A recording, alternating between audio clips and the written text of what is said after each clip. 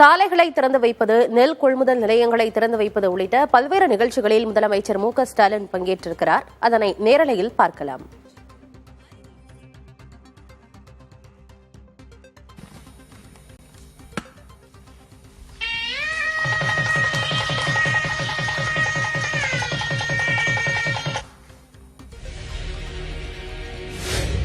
நெடுஞ்சாலைகள் மற்றும் சிறு துறைமுகங்கள் துறையினால் ஆசிய வளர்ச்சி வங்கி நிதி உதவியுடன் செங்கல்பட்டு மற்றும் திருவண்ணாமலை மாவட்டங்களில் 1141 கோடியே 23 லட்சம் ரூபாய் திட்ட மதிப்பீட்டில் 10 மீட்டர் அகல இருவழி சாலையாக தரம் உயர்த்தப்பட்ட செய்யூர் பனையூர் இணைப்பு சாலை உட்பட 109 கிலோமீட்டர் நீள செய்யூர் வந்தவாசி போலூர் சாலை மாண்புமிகு தமிழ்நாடு முதலமைச்சர் அவர்களால் இன்று திறந்து வைக்கப்படுகிறது.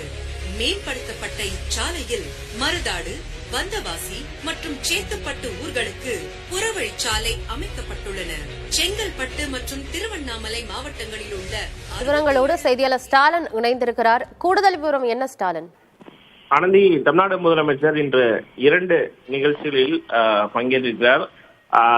காணொலி காட்சி வாயிலாக பல்வேறு திட்டங்களை இந்த நிகழ்ச்சியில் பங்கேற்று தமிழ்நாடு முதலமைச்சர் தொடங்கி வைக்கிறார்.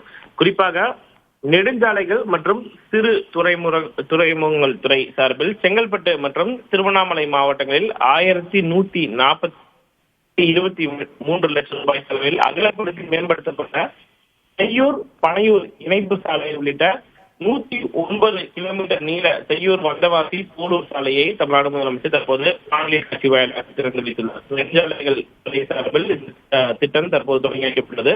அதனைத் தொடர்ந்து கூட்டுறவு, உணவு மற்றும் நுகர்வோர் பாதுகாப்பு துறையின் கீழ் செயல்படும் தமிழ்நாடு நுகர்பொருள் வாணிப கழகத்தின் சார்பில் 92 கோடியே 45 லட்சம் ரூபாய் அளவில் கட்டப்பட்டுள்ள 6 வட்ட செயல்முறை கிடங்கு வளாகங்கள், 11 நேரடி நெல் கொள்முதல் நிலையங்கள், 4 மேற்கூரை அமைப்புடன் கூடிய நவீன நெல் சேமிப்பு தளங்கள் ஆகியவற்றை திறந்து வைத்து 10 கோடியே 20 லட்சம் ரூபாய் மதிப்பீட்டில் புதிதாக கட்டப்பட உள்ள 6000 மெட்ரிக் டன் கொள்ளளவு கொண்ட 6 கூடுதல் வட்ட செயல்முறை கிடங்குகளுக்கான அடிக்கலையும் தமிழ்நாடு முதலமைச்சர் போது காணொலி காட்சி வாயிலாக தமிழக அரசு சார்பில் நடைபெறக்கூடிய நிகழ்ச்சியில் துறை சார்ந்த அமைச்சர்கள் மற்றும் அதிகாரிகள் பங்கேற்றிருக்கிறார்கள். தகவல்களுக்கு நன்றி ஸ்டாலின்.